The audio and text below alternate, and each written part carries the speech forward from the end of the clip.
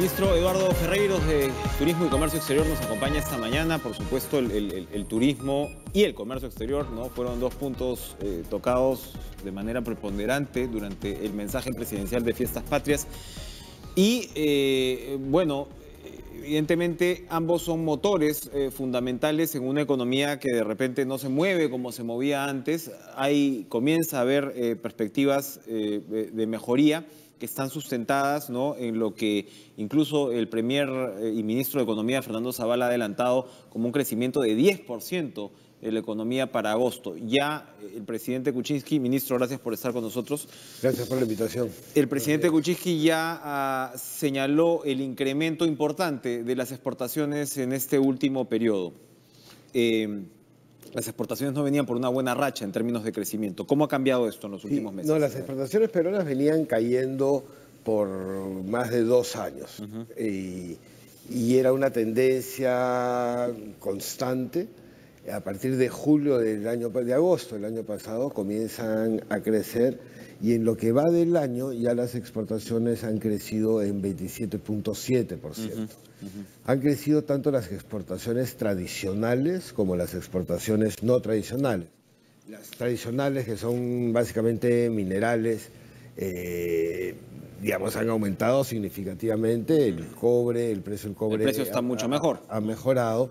Pero acá lo interesante es que las exportaciones no tradicionales, ahí donde de alguna manera las políticas públicas pueden intervenir para hacer que esto mejore, han aumentado en más del 9%. ¿Qué ha pasado para que esas exportaciones no tradicionales, las que, digamos, como usted dice, hay mayor protagonismo de lo que puede ser una política pública, se hayan incrementado? ¿Y cuáles son esas? Mira, los dos sectores que más han crecido en lo no tradicional es el sector pesquero y sobre todo el agroexportador. Ahí definitivamente está ayudando una campaña que lanzamos el año pasado, que es Superfoods del Perú, que pretende presentarnos ante el mundo como exportadores de productos relacionados al buen comer, a comida saludable, donde hay nichos de mercado importantes. Que es mucho la onda actual. Exactamente. Entonces queremos posicionarnos en ese nicho. Hemos lanzado esta marca, Superfoods Perú, que está teniendo bastante éxito. Estamos participando en todas las ferias internacionales y eso de alguna manera está impulsando el crecimiento que tiene todavía muchísimo por delante por crecer, ¿no? Hay productos como las uvas que han crecido en 21%, las paltas han crecido en 37%, el mango ha crecido en 8%, y los arándanos sí iban creciendo, han tenido un pequeño bajón, digamos, pero digamos en el sentido que no han crecido, sino que se están manteniendo, pero estamos concentrados en impulsar las exportaciones de productos de agroexportación. La emergencia climática, en un momento entonces no se vio un impacto real por el tema de calendario, pero me pregunto yo si de aquí en adelante se puede sentir ese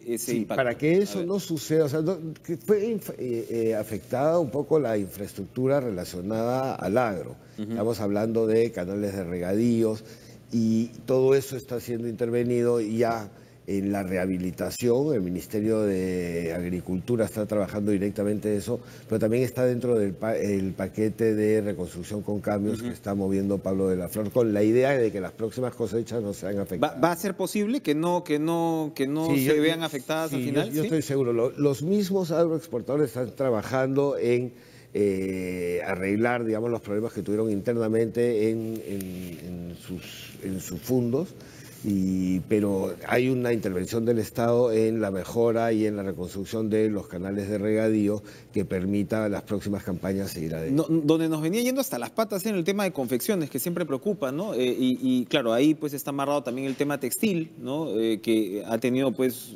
años sumamente duros. Siempre se dice con los textileros, bueno, hay que buscar el valor agregado, hay toda una discusión de hasta dónde se puede avanzar ahí. ¿Hay algún tipo de señal tranquilizadora en el frente de las confecciones por el lado de exportaciones? Yo la veo como una señal tranquilizadora en que ya no están cayendo. Ha comenzado, ya han llegado a un punto de inflexión, digamos. Podría decirse que han tocado fondo también. Pero con tendencia para subir, ¿no? Estamos trabajando con los confeccionistas, que son el final de la cadena, ¿no? O sea, mientras más confecciones se muevan, se exporten, se va a vender más hilado, se va a mover toda la cadena, se va a vender más algodón, ¿no? Entonces, la idea es que los confeccionistas estén cada vez mejor posicionados, estamos trabajando con ellos, ya dejaron de caer las exportaciones y estamos viendo que en el futuro estás haciendo el trabajo para que estas vuelvan a caer. Tenemos que hacer una serie de reformas, de trabajos conjuntos, estamos participando en ferias donde antes no participábamos y ahí en el tema de ferias hay toda una movilidad, hay ferias que dejan de ser las más importantes y se van moviendo. Entonces estamos haciendo un grupo de trabajo con el sector exportador de confecciones para apoyarlos en este impulso. ¿Hay todavía algo que hacer con el drawback? El gobierno revirtió el nivel de drawback, que es esta devolución de impuesto a los exportadores a niveles, digamos, previos a los que impuso el gobierno de Humala, que ellos se quejaron pues mucho. Hay especialistas que dicen que todavía se podría hacer más con el drawback como un mecanismo casi de política contracíclica, de estímulo a la exportación. ¿Hay planes al respecto? No hay planes al respecto. Cuando nosotros entramos, que el drawback había sido disminuido muy rápidamente y lo que hicimos nosotros es, digamos, arreglar el cronograma de disminución nada más, ¿no? El año 2018 y el 2019 va a mantenerse en 4% para ir de pasar a la tasa de 3%. Recuperamos porque estaba en 3% y lo subimos a 4%. ¿Va a regresar al 3% cuándo? Eventualmente ya el 2020 estaría... Perfecto. Ahora, en el 3%. En carpeta suya hay, por supuesto, Alianza del Pacífico ha sido muy promocionado como una plataforma, sobre todo pues ante estos, de repente, embates, ¿no?, contra el libre comercio, que uno tiende a pensar se van a ir retrocediendo, ¿no? Como que la realidad de la economía los va a estabilizar esta onda, ¿no?, anti-libre comercio. Y bueno, la Alianza del Pacífico es sin duda pues un argumento muy poderoso de presentación para el Perú, sobre todo pues yendo con una economía del tamaño de la de México. Pero yo me pregunto si en su cartera todavía hay tratados que negociar, hubo una racha muy fuerte de tratados. Usted incluso estaba en el ministerio en toda esa época, entonces uno se pregunta si estos tratados todavía podrían ser de utilidad y cuáles son las prioridades en términos de nuevos mercados, ¿no? Sí, estamos retomando y dándole más dinamismo a la agenda comercial. Nosotros, como bien dijiste, durante una época trabajamos una serie de tratados de libre comercio, llegamos a tener 19 tratados. El gobierno anterior puso mucho énfasis en las negociaciones del TPP y culminaron las negociaciones exitosamente, pero por la salida de Estados Unidos del TPP eso quedó paralizado. Y lo que nosotros venimos es haciendo, primero impulsando el bloque de la Alianza del Pacífico, donde acabamos de anunciar la nueva categoría de país asociado, que son Australia, Nueva Zelanda, Canadá y Singapur. Ellos se integran a la Alianza del Pacífico. Se integran como países asociados porque van a negociar un tratado de libre comercio de estos 4 países con la Alianza del Pacífico. En bloque. Como bloque. Y eso es lo interesante. Porque esto es nuevo, esto es novedoso. Entiendo yo que ya la Alianza esté negociando tratados como bloque. Es algo novedoso, lo estuvimos trabajando con México, con Chile y con Colombia para ver qué figura le dábamos, qué papel le damos a estos más de 50 países observadores que participan en el proceso. Entonces creamos esta categoría de países asociados, invitando a los países a negociar un tratado de libre comercio con la alianza, pero como bloque. Estas negociaciones... ¿No tenemos nosotros TLC con Australia ya? No tenemos ni con India. Australia, pero estamos negociando con Australia y hemos tenido una primera ronda muy exitosa. Pero esa negociación es Perú-Australia. Es bilateral. Y luego se engancha una suerte de tratado así, por ejemplo, de la alianza. Chile ya tiene acuerdos bilaterales con cada uno de los demás países. Pero tiene la ventaja de que tienes un bilateral y avanzas. Cuando tengamos el acuerdo en bloque, nos va a permitir cosas como, por ejemplo, acumular origen entre los países que participamos en el acuerdo. Acumular origen es poder exportar utilizando insumos de otro país. Y además el país previamente hace su negociación propia, digamos, para salvaguardar lo que tenga que salvaguardar. Lo que pasa es que con Australia nosotros ya teníamos un compromiso desde noviembre del año pasado en avanzar hacia un acuerdo bilateral.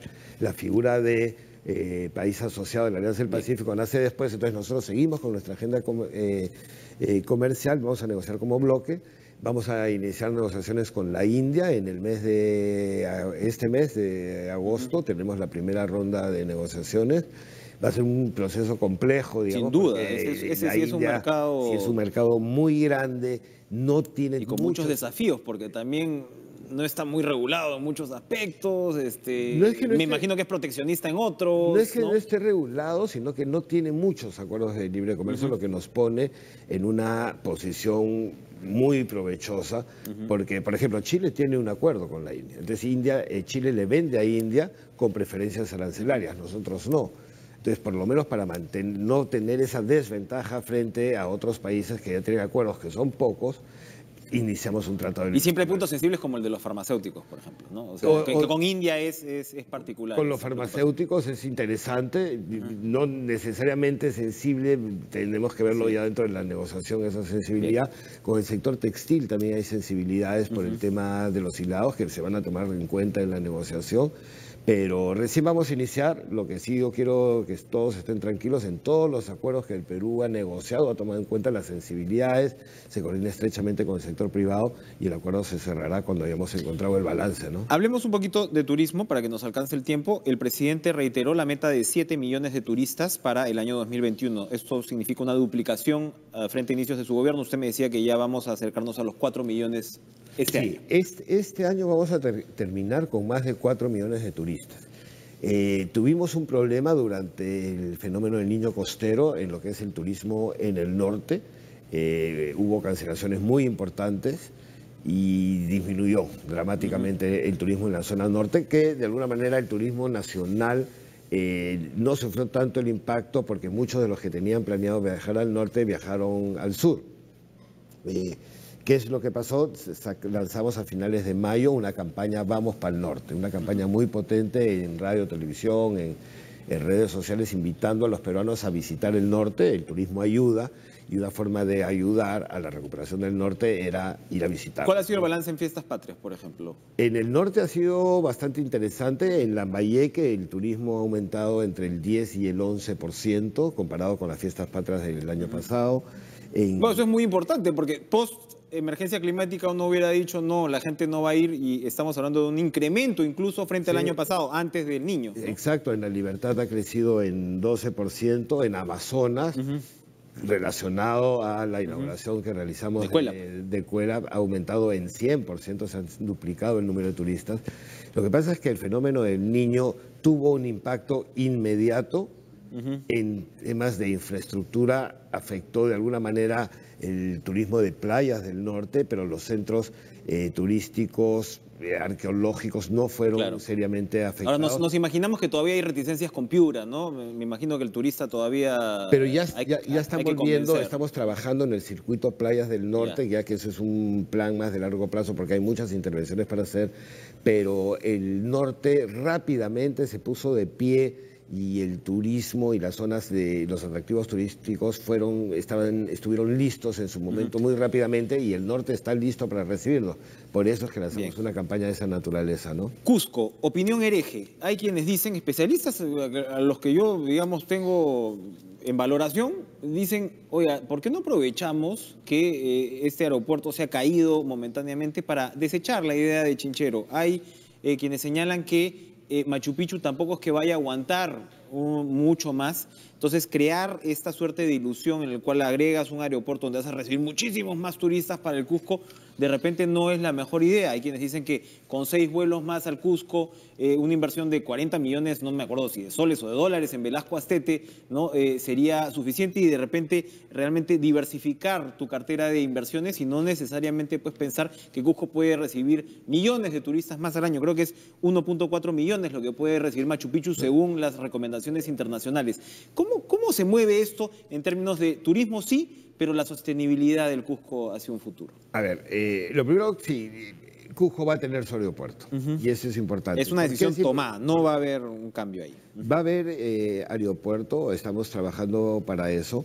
Lo que estamos haciendo es haciendo un trabajo con los distintos ministerios y con la población para ampliar el área de visita de Machu Picchu. La zona de visita está concentrada en un espacio muy pequeño y lo que queremos es ampliar el área de visita para que los turistas no estén concentrados en una sola zona, sino que hay una serie de atractivos que más o menos lo que estamos pensando es multiplicar por 8 el área de visita, para lo que tenemos que trabajar en distintos accesos a la ciudad, a la ciudadela, ¿no? Digamos, ahora tienes el acceso ya sea por Caminos del Inca o por el sistema de buses que nos lleva de frente a la ciudadela.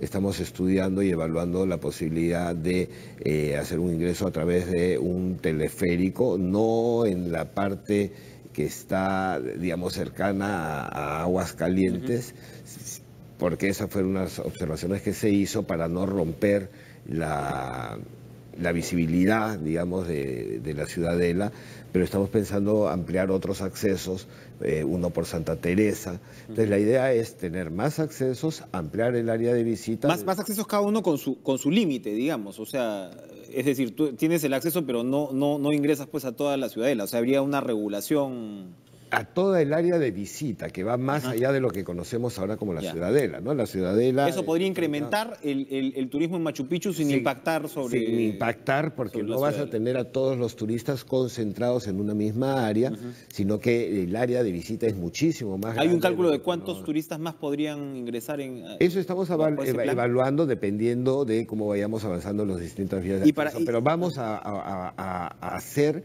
que la visita a Machu Picchu sea más amplia de lo que es ahora. Interesante. ¿No? Para terminar, usted hablaba entonces del teleférico de Cuélap. Hay planes para teleféricos, ¿no? En otros atractivos y como usted decía ya se está también pensando uno para Machu Picchu. ¿Cómo la experiencia de Cuélap nos ha brindado lecciones para reproducirla en otros puntos del país? Mira, en Cuélap está funcionando bastante bien. El teleférico por sí mismo ya es un atractivo turístico. El viaje de 20 minutos de ida, 20 minutos de regreso.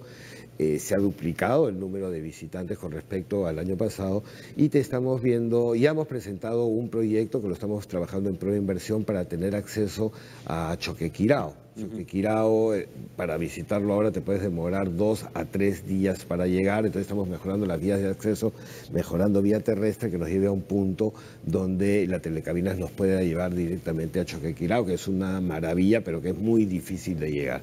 Estamos viendo la posibilidad también de trabajar un teleférico o telecabina acá en Lima, hacia el Cerro San Cristóbal, y lo que queremos en general... Eliminar estos buses malditos que no han traído pues esta tragedia. Un accidente terrible. Lamentable. Lo que queremos concentrarnos es en dejar en estos 5 años, o sea, aparte de duplicar el número de turistas, queremos dejar la infraestructura necesaria para que podamos tener un turismo sostenible para los próximos 30, 40, 50 años. Y eso tiene que ver con construcción del Jorge Chávez, que ya el ministro Iufra anunció el inicio de obras del terminal de la segunda pista, vamos a tener aeropuerto en Cusco, vamos a tener mejor infraestructura en las playas del norte y en la Amazonía. Entonces tenemos que hacer un trabajo, sin infraestructura no vamos a llegar a ningún lado.